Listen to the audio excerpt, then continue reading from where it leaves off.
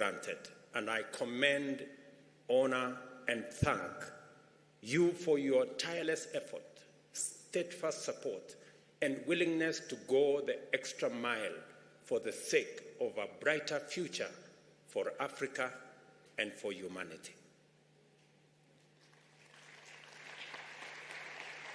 As a result of our collective action, there can no longer be any doubt in any part of the world that Africa, humankind's cradle, is also its destiny.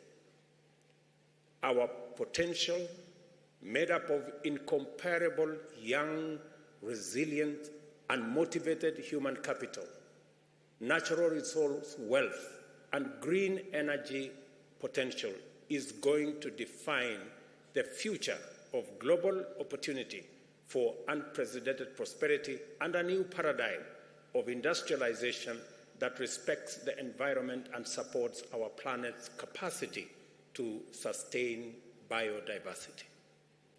We have successfully demonstrated that African solutions are not just appropriate for Africa's problems, they are necessary for global well-being. Our Agenda 2063 is an agenda for the benefit of all humankind, and the Africa we want aligns with the planet we need. The cradle of humankind is also its destiny, and Africa is the future, I dare say, of the world. Permit me, Excellencies, to express how profound and proud I am of the quality and scale of what we have been able to accomplish in this inaugural Africa Climate Summit. The boldness, vision, diversity, and thoroughness of the contributions made here in terms of debate, exhibitions, collaborations, and other activities have been deeply encouraging and also inspiring. During this action-focused summit, various stakeholders, including governments, the private sector, multilateral banks, and philanthropists, have made substantial commitments totaling a remarkable $23 billion for green growth, mitigation, and adaptation efforts across Africa. Let us give them a round of applause, ladies and gentlemen. Notable highlights include a transformative partnership investing $60 million over 2 years in expanding grid access in rural Burundi, a $4.5 billion commitment from the UAE, represented here by my brother, to boost renewable energy, substantial contribution from the European nations, and significant investments from the private sector, entities like Mazda, PowerGen, Leapfrog, Gross Boundary, and Husk Power, emphasizing renewable energy initiatives. The signing of Kenya's green hydrogen strategy with the European Union is expected to drive and accelerate green manufacturing and create thousands of new high-value jobs, in addition to attracting large private sector investments. Additionally, there has been a notable increase in adaptation financing, reflecting a deep commitment to Africa's sustainable future and energy systems, aligning with the ambitious Nairobi Declaration. Our youth have not been left behind in the robust conversation that has taken place at this summit.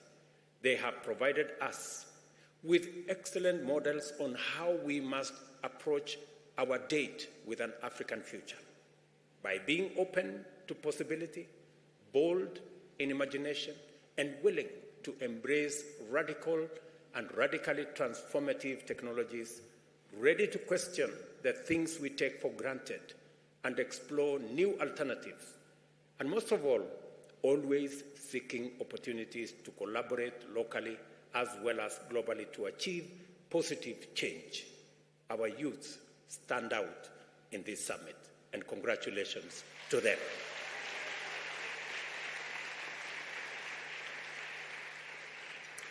It is wonderfully appropriate that Africa is a young continent.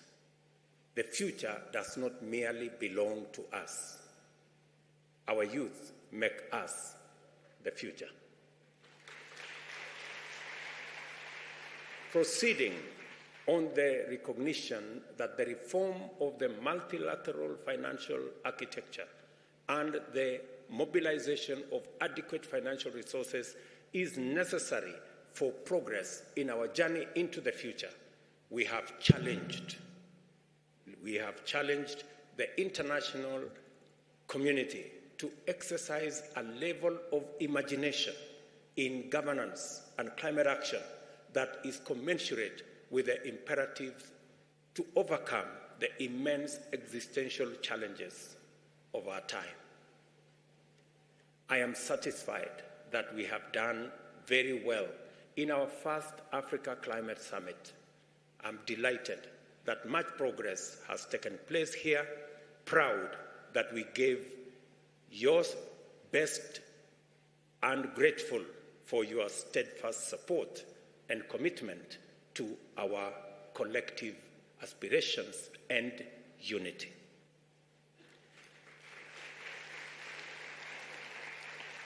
With humility, I thank you for kindly accepting our invitation to attend this summit.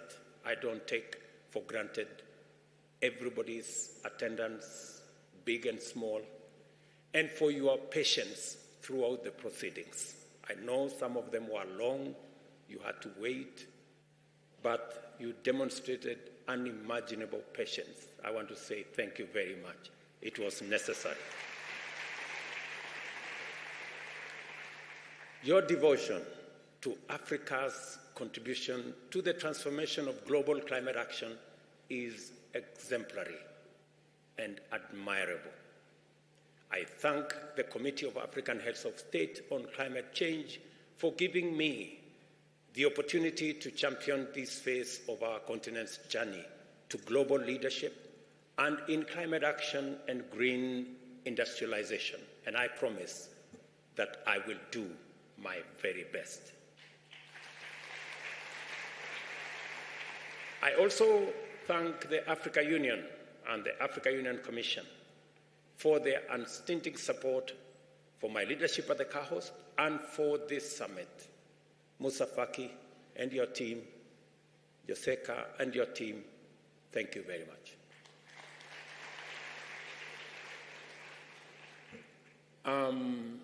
Much has gone into the preparation as well as the conduct of the actual summit. The political and technical support has been equally vital for our successful management of these, of logistical, technical, diplomatic, financial, and other requirements. The declaration we make to the world today defines and amplifies the African position on the way forward in climate action and the fundamentals that the international community must attend to in order to ensure that humanity's economic and ecological imperatives are effectively, coherently, and sustainably achieved.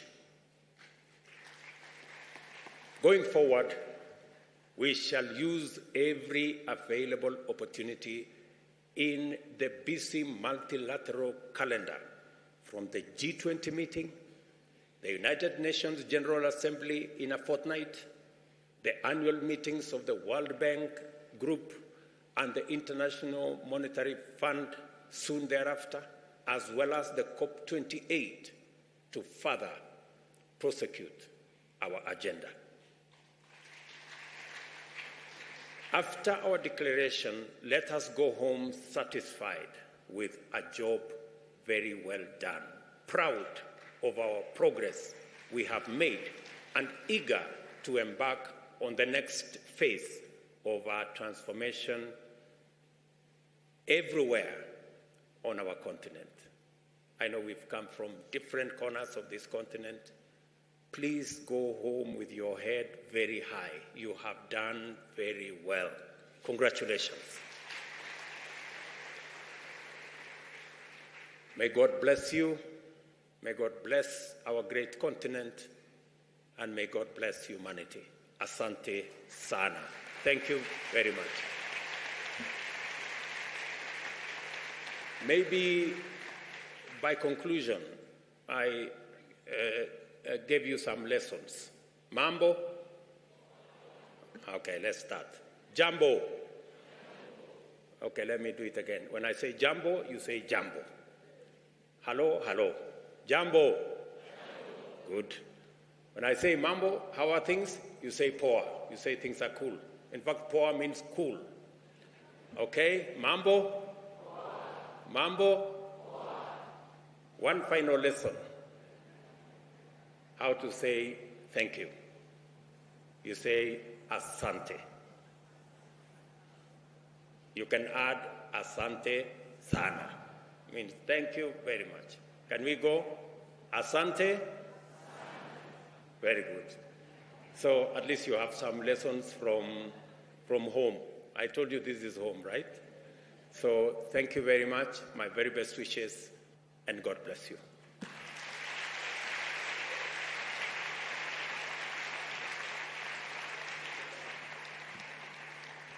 Thank you very much. A bigger round of applause, please, as they take their seats.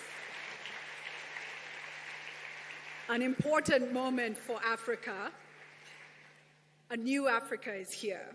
Africa means business. One voice, collective action is what we've seen, a new paradigm. Congratulations to all the African leadership that have made the time to come, that have stood forward, that have spoken, that are driving this agenda. Asante sana.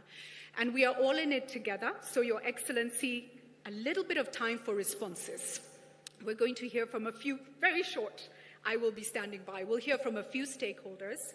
And first and foremost, allow me to welcome Dr. James Mwangi, CEO of Equity Bank, who's going to speak on behalf of the private sector. Here is James. Let's give him a warm round of applause. Thank you.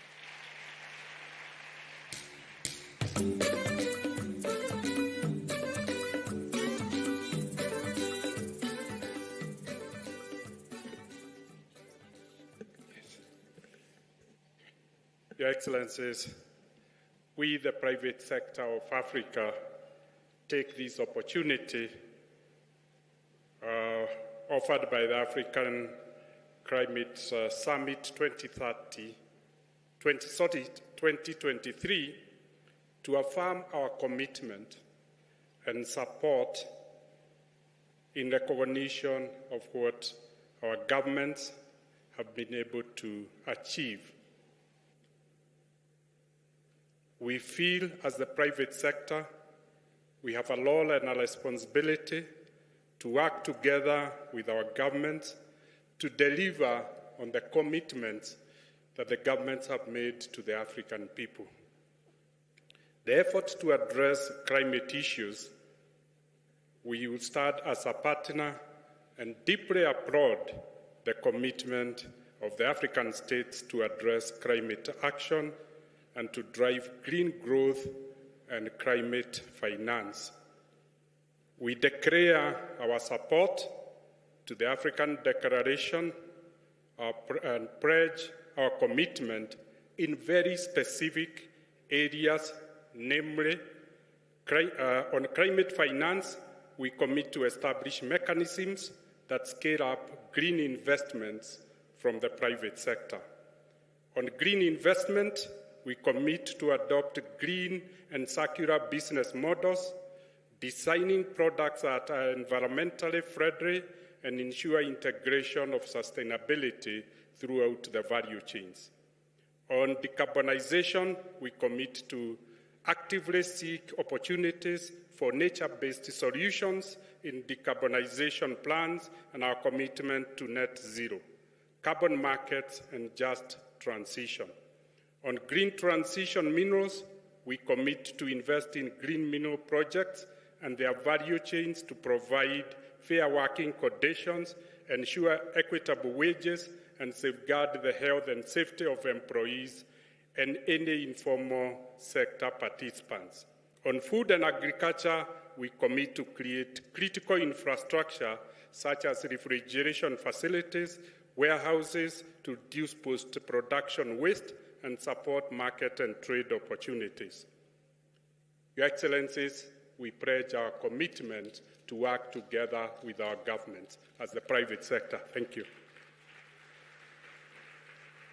Thank you very much for that, Dr. James Mwangi. Next, we're going to hear from a young lady from Sierra Leone. Her name is Philippa Cried Dole, and she speaks on behalf of the children of Africa. Let's give her a warm round of applause, please, as she comes up.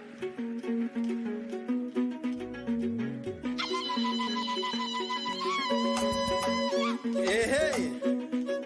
Bana ba Kenya na mugezenti mulembe. Mulembe lundi. Waya mumbe kama rumwele zako kule kwa kubanenda kama tunda. Good morning. I am Philippa Cried from Sierra Leone, and I'm standing in front of you on behalf of all African children. I'm so happy to stand in front of African leaders. For the past 2 days, His Excellencies, we have had deep discussions, and we all agree that climate change is a child rights crisis, even though we, the children, contribute the least. In Malawi and Mozambique, cyclones have damaged schools and hospitals. In Kenya, Somalia, and South Sudan, drought has caused girls to be sold into early marriage. In Nigeria and Sierra Leone, my country, loss of nature has caused our parents to lose their jobs. Across Africa, people fight for water and land, making families move, forcing children into child labor. We as children don't want adults to feel for us. We want to be included in finding solutions. My fellow children and I propose these solutions. Support children's projects like child-led organization on recycling and tree planting. Climate finance should support school feeding, not just food, but a balanced diet. We also need finance to keep girls in school, not in child marriage. Children are innovative. If you give us technology, we will give you the solutions for our water, agriculture, for our sanitation, and for child protection. And we need children in the climate discussion. We were not included in the planning of the summit. In the future, that has to change. President Ruto, African leaders, let us create an Africa fit for every child. And Santi Wudatenki. My name is Philippa Cried from Sierra Leone. In addition, kindly help me, my fellow children, please join me. On behalf of the children in Africa, we want to present our declaration statement to the President of Kenya. Thank you. Your Excellency Musa Faki, can I ask you also to come up to receive this, please? Thank you so much. And if I can ask the children, we know you have energy. You can move faster. Let's go. Thank you. Thank you. Excellent.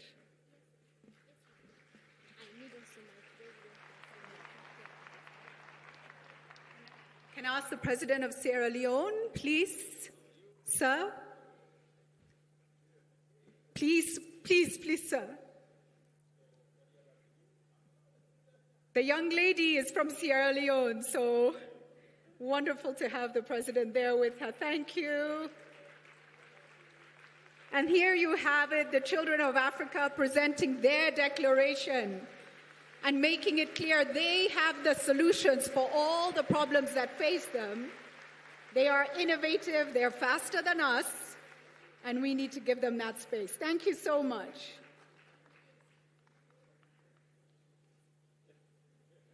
Excellent. And now, ladies and gentlemen, thank you. Ladies and gentlemen, let us now welcome the young people. And I want to ask Fatou Jeng from Gambia and Yared Abera from Ethiopia to come and speak on behalf of the youth of Africa. Let's give them a round of applause, please.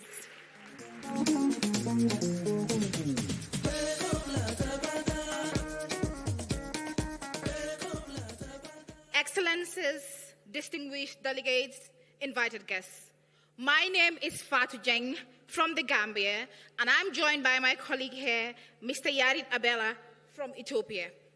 We are here speaking on behalf of African youth to not only share your urgency for climate action, but to share some of our key demands embedded in our declaration, which reflects our commitment as youth to be a part of the solution in shaping Africa's green growth agenda.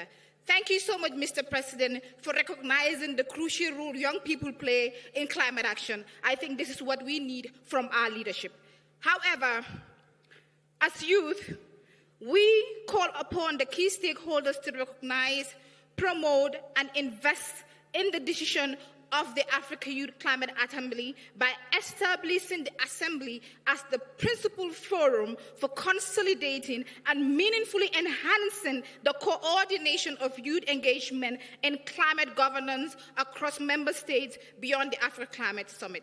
And we also urge the key stakeholders to support youth inclusion in advancing Africa's sustainable development goals and the Green Growth Agenda in official continental forums. We also would love to engage the African Union Commission's Youth Division and Department of Sustainable Environment and Blue Economy to integrate the Africa Youth Climate Assembly into their structures, and also aligning with Article 19 of the Africa Youth Charter on Sustainable Development and the protection of our environment. We also urge the creation of an intergenerational green investment fund to support young-led innovations, actions, and green jobs for African youth. We also request for the lobby of the established United Nations Youth Office to domicile in Africa in line with the structure of global climate institutions. We call for engagement and investment in young people in exploring agricultural potential of Africa. In conclusion, we would like to also seek from key stakeholders to invest in youth-led research, innovations for identifying local climate solutions. In conclusion, we believe that African youth have showcased their African-led solutions to the global challenge. Invest in us. Thank you so much. And before we just go, Your Excellency, with your permission, we would love to join our colleagues, the children as well, to call you on stage as well, and the AU chairperson, to also have our colleagues from the Africa Youth Climate Assembly team, Ms. Watuti, Mr. Brian Miner, and Alfonso, to join us in sharing the Africa Youth Climate Assembly Declaration. And I saw that my citizenship has been changed to Nigeria, so I am a dual citizen now, a Gambian and a Nigerian. This is the true treasure of Africa. It's her young people. Let's give them a warmer round of applause.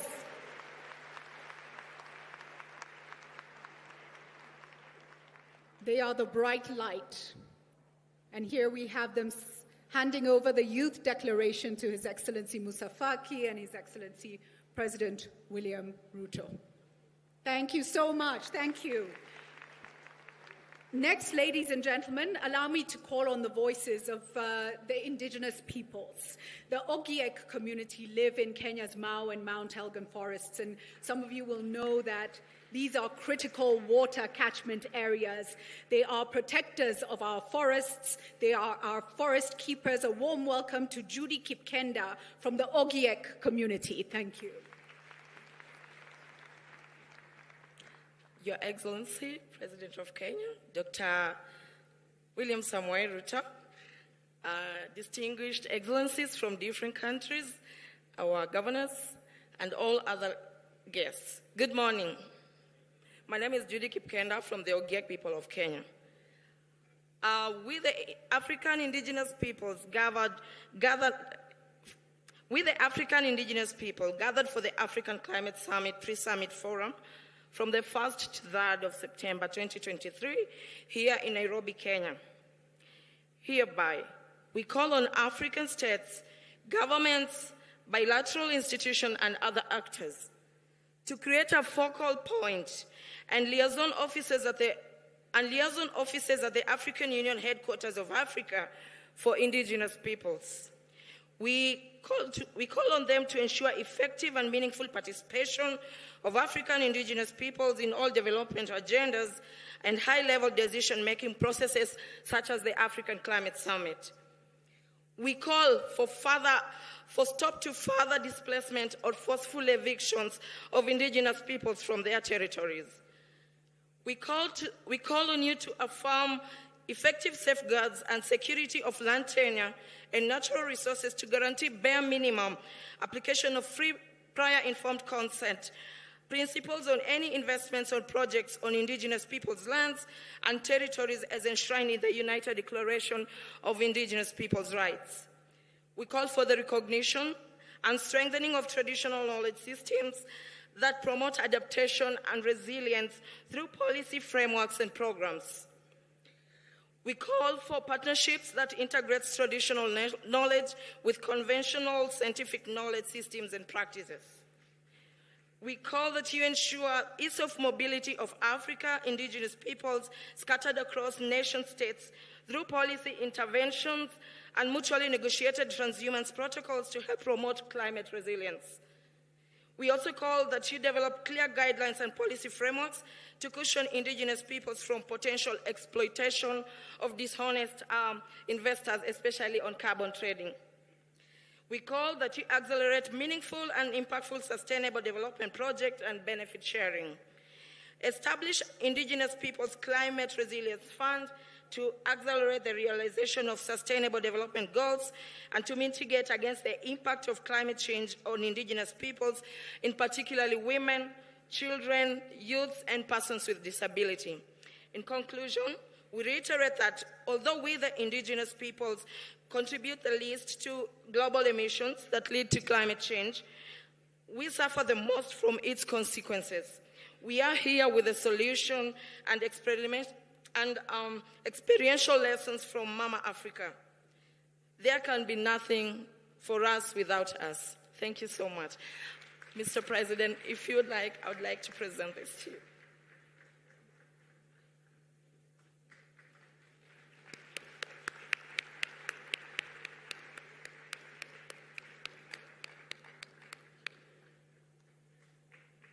That's wonderful.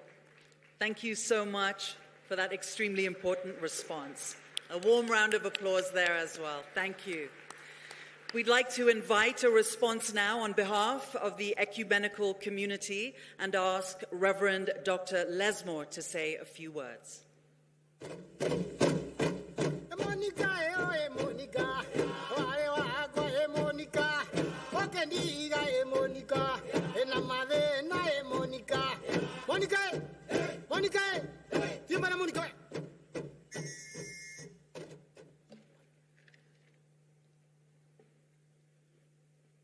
Your Excellencies, ladies and gentlemen,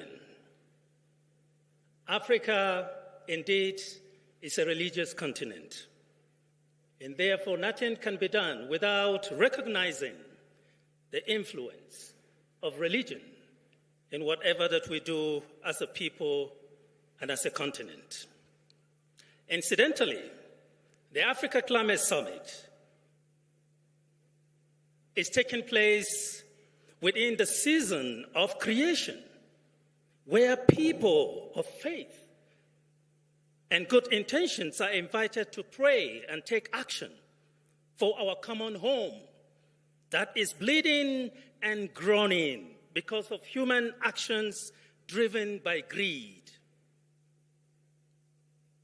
We, as a people of faith, we recognize that matters of climate change are matters of life and death and cannot be commodified, cannot be objectified, and cannot be politicized. And we are driven by that. And that is how, as people of faith, we gather during this summit, reminding ourselves that the welfare of the earth is our welfare. Your Excellencies, ladies and gentlemen, the Nairobi Declaration for us, having reviewed it, is both bitter and sweet aspects, which presents fears and hopes of the future. We, as people of faith that are often the first respondents in crisis situations, including the ones that are caused by climate change, are wrestling with the question whether there is honesty and truthfulness in the entire process of negotiation. We are worried that the sweet part of the declaration, which is the call to action, will be subsumed by exigencies of time and many other aspects. Your Excellencies, as people of faith, we continue to pray and act rightly for the common good of all, while calling for greater transparency in climate finance management. It is greatly going to be beneficial if a mechanism like what was used during the Global Fund to combat HIV, malaria, and TB, the country coordinating mechanism, is very important, and if we can institute that, all the stakeholders within a country will find space in climate financing that will lead to greater adaptation and resilience for our people.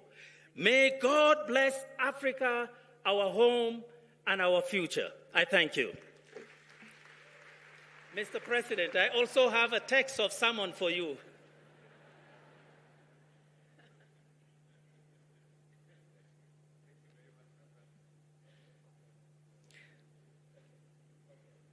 Some additional evening reading, Your Excellency. I'd like to invite a response now on behalf of civil society, Dr. Mithika Mwenda, with the Pan-African Climate Justice Alliance.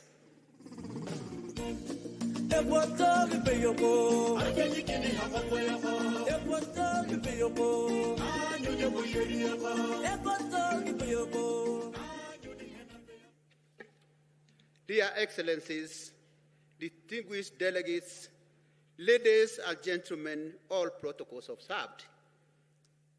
I'm honored once again to address this all-important summit. Each of us, when we came here, aimed for an outcome that would be transformative and reflective of the urgency of addressing the climate crisis based on latest science, the imperatives of climate justice, and for Africa, recognition of the continent as the special needs and the circumstances region.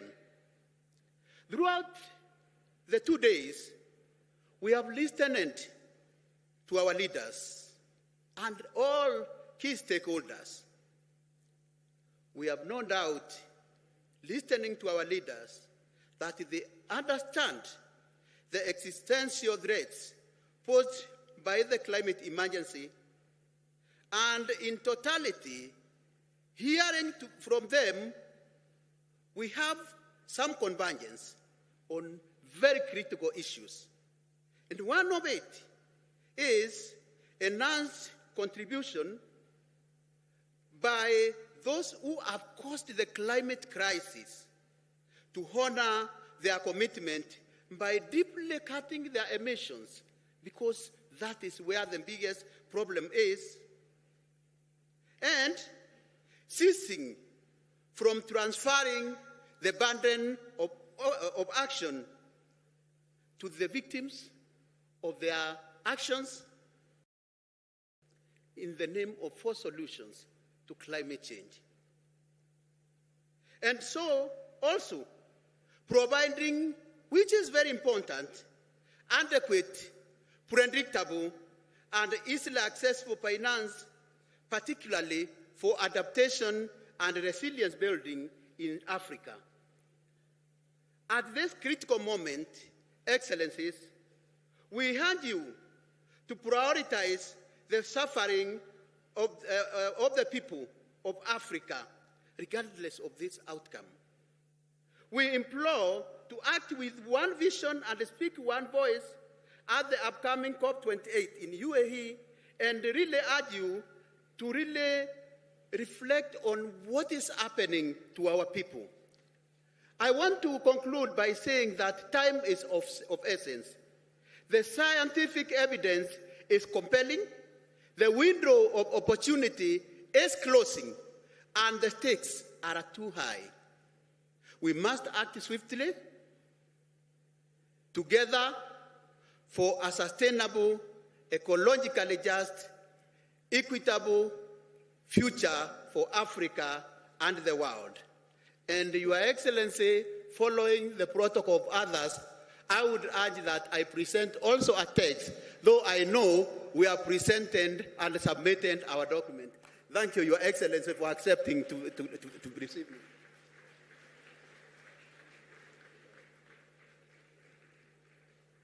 Thank you very much.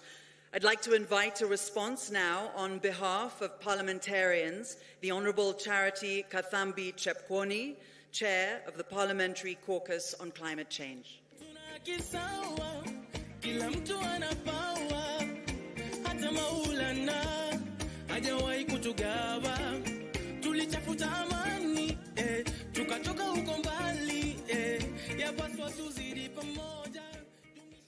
Your Excellency, the President of the Republic of Kenya, Your Excellencies, guests, ladies and gentlemen, allow me to introduce myself. I'm Charity Kathambi Chepkwony, Member of Parliament from Kenya, from part of Rift Valley. Your Excellency, as members of Parliament from Africa, this is our first comment. Climate change is real. We are now here to act. As parliamentarians from Pan-Africa Parliament, Africa Regional Parliament, various national parliaments gathered at the parliamentary dialogue at the sidelines of the Africa Climate Summit that was on 31st to 1st September. We sat, Your Excellency, and these are remarks of the legislators from Africa. Number one, we urge the Africa leaders to prioritize climate change adaptation in their engagement in the global and regional processes and dialogue to address the climate crisis, particularly during the COP28. Number two, we call for increased support and solidarity from international community, especially the developed countries, to provide adequate, predictable, and accessible financing, technology transfer, and the capacity building for Africa adaptation effort in line with the Paris Agreement goal of mobilizing US dollars 100 billion annually by 2020. Our number three call, Your Excellencies, is prioritizing the rapid operationalization of the Santiago Network on loss and damage as means to catalyze technical assistance to developing countries that are vulnerable. And Your Excellency, our number four, we stress the need to more than triple adaptation finance for Africa, largely in form of grants, as current levels are insufficient to meet the estimated adaptation costs in developing countries in Africa. Number five, Your Excellency, we request for support to finalize the implementation of the global goal of adaptation under the Paris Agreement, which aims to enhance adaptive capacity, strengthen resilience, and reduce vulnerability to climate change in a measurable, reportable, and viable manner. And our number six, Your Excellency, as legislators from Africa, we appeal for enhanced cooperation and coordination among Africa countries and the region to share best practices, mobilizing climate funds to scale advance across border programs. And our number seven, as legislators from Africa, Your Excellency, we are committed as legislators to effectively execute our legislative roles, oversight, and the budgetary mandate to ensure that Africa has the right legal and the policy frameworks and the needed resources to aid climate change in response interventions in Africa. And our number 10, as legislators, Your Excellency, We are calling upon African Union member states to ensure that members of parliament are part of the national delegation in various national areas. And lastly, Your Excellency, we applaud you as the President of Kenya for having this Africa's Climate Summit, for also having time and coming to launch our Africa meeting, which we had with the legislators in South Africa. And Your Excellency, thank you so much as legislators.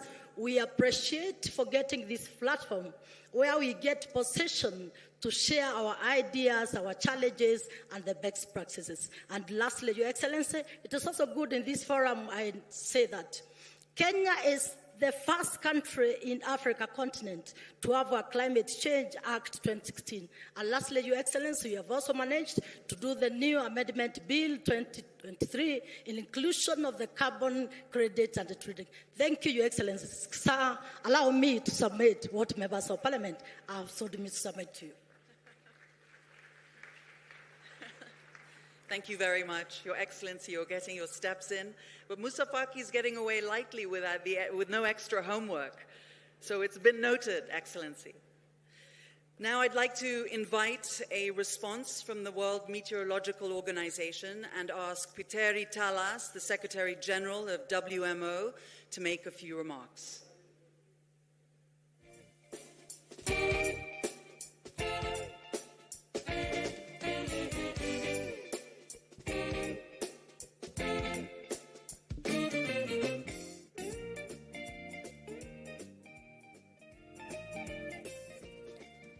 Your Excellency, the following is the statement from the World Meteorological Organization, which is a special agency of the United Nations for authoritative voice of weather, climate, and water. In light of the increasing impact of weather, climate, and water extremes over the African continent due to climate change, the most vulnerability of the continent and the need for the whole Africa to urgently adapt to the impacts of climate change. The World Meteorological Organization supports strongly the development of the Nairobi Declaration, and also strongly committed to supporting the development of capacities for the generation of sound and impact-based information services for climate change adaptation and mitigation. In particular, WMO, together with the relevant UN agencies through the UN Early Warning for All, which is commissioned by the UN Secretary-General Mr. Guterres to cover all the nations with early warning services by 2027, in the next 5 years. In supporting the strengthening of capacities of all the nations to generate and utilize the early warning services. In response, WMO, with the African Union Commission and other UN agencies, have just launched at this summit in the past 2 days the African Regional Climate Statement and the African Regional Early Warning for All Action Plan to enable information for supporting national, regional, sustainable social-economic development. African solutions need a global support and also global contributions. Your Excellency, to garner the essential political support and provide strategic leadership for the early warning for all, WMO would like to confer the WMO continental champion role to His Excellency, the President William Ruto. And this is a great opportunity and also great honor. And I do believe this will provide the great support for the African climate solution. Thank you very much, Mr. President.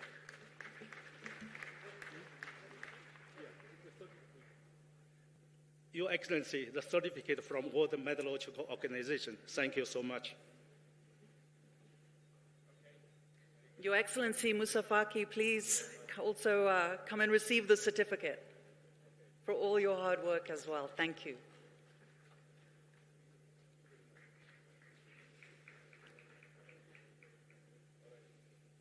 Thank you so much.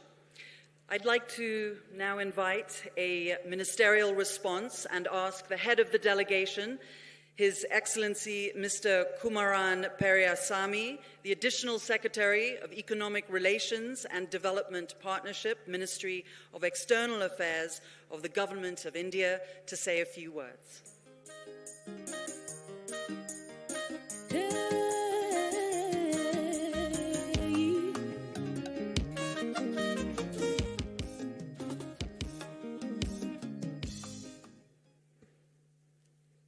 His Excellency Moussa Faki, Chairperson, African Union Commission, His Excellency Dr. William Ruto, President of Kenya, Excellencies, Heads of State and Heads of Government, Ministers, dignitaries from various international organizations, distinguished delegates, ladies and gentlemen.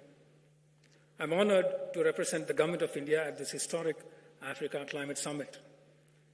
The conversations over the past 2 days are an important reminder for all of us that the pathway to effective and enduring global climate action goes through Africa and with Africa. That developing countries, and particularly Africa, lie at the front line of our response to global warming, climate justice, climate adaptation and mitigation, food security, and biodiversity conservation. On behalf of the Government of India, I would like to congratulate President William Ruto for leading from the front for Africa on this vital issue, and applaud the Africa Climate Summit for underscoring the salience of Africa in addressing the climate conundrum ahead of COP28 in the UAE. I extend our congratulations to Kenya and to the African Union on the adoption of the Nairobi Declaration that crafts an agenda for AU ambition and action. India will work with the African Union on forging effective international climate action that works for developing countries and for the African continent. While developing countries have contributed little to the climate-related challenges that we face today, we remain disproportionately affected by climate-induced disasters. Ladies and gentlemen, as this summit closes, another summit hosted by India is about to begin in New Delhi on 9th September that will bring together the G20 countries. Climate change has been a key priority of India's G20 presidency, and it will find ample reflection at the summit. Ambitious outcomes adopted by the G20 towards climate action include the G20 high-level principles on lifestyles for sustainable development, the G20 high-level principles for a sustainable and resilient blue economy, the G20 high-level voluntary principles on hydrogen, G20 voluntary action plan on doubling the global rate of energy efficiency improvement by 2030. We look forward to unveiling more initiatives at the G20 summit in Delhi. Excellencies, it is India's belief that the Global South has to be a much larger and more vocal participant in finding solutions to intractable global issues.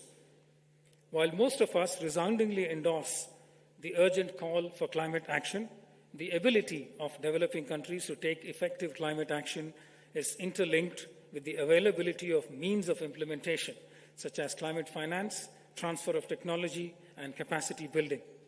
The world needs to come together to make available accessible, adequate, and affordable climate finance to the developing countries, including Africa, for effective climate action and meeting their NDCs. Developing countries cannot deploy low-carbon climate technologies at scale unless a facilitative global technology transfer regime is in place. Recognizing this, India has undertaken a number of initiatives to fight against climate change. India counts on Africa as an invaluable partner and ally in these efforts and initiatives that can help harvest our intersecting opportunities and address our shared challenges. President Ruto welcomed us to a brave new future in his address here.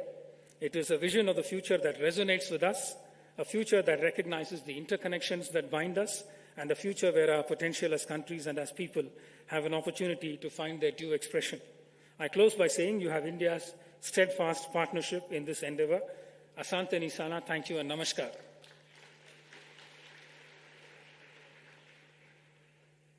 Thank you. Excellencies, distinguished guests, ladies and gentlemen, today, Africa speaks with one voice in telling the world, here we stand and change you must. Africa is the future of the world, and we are all so proud of the promises made and the progress in the Nairobi Declaration and the $23 billion in commitments.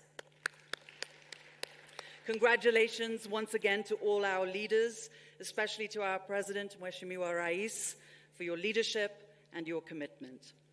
We now formally close the Africa Climate Summit, and we will, as you leave the room, play the especially commissioned summit song. So on behalf of all of Kenya, thank you so much, all of you, for coming here for this extremely important and critical conference at a critical juncture in the world today. Asante sana. I'll hand you over now to Mike Gitonga. Thank you, Zain. Mine is just to give you the exit protocols as we now proceed to the KICC courtyard for final remarks to all and sundry and to the stakeholders. So we'll kindly allow the excellencies to leave through the VVIP exit. Then the rest of us, I'll kindly request that we use the right as we all now proceed to the KICC courtyard. Let's kindly settle and allow our excellencies to leave first. Then we proceed for the final part of this in the KICC courtyard. Thank you very much, ladies and gentlemen, your excellencies, as we now proceed to the KICC courtyard. I'll also request that we have all those doors open to allow all of us to leave seamlessly from that end.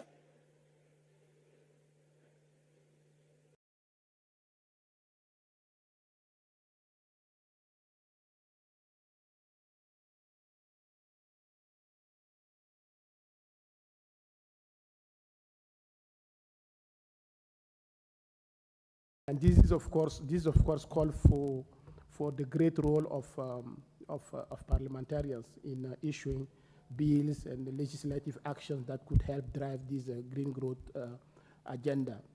With regard to financing, somebody has already mentioned that green growth transition will require significant resources.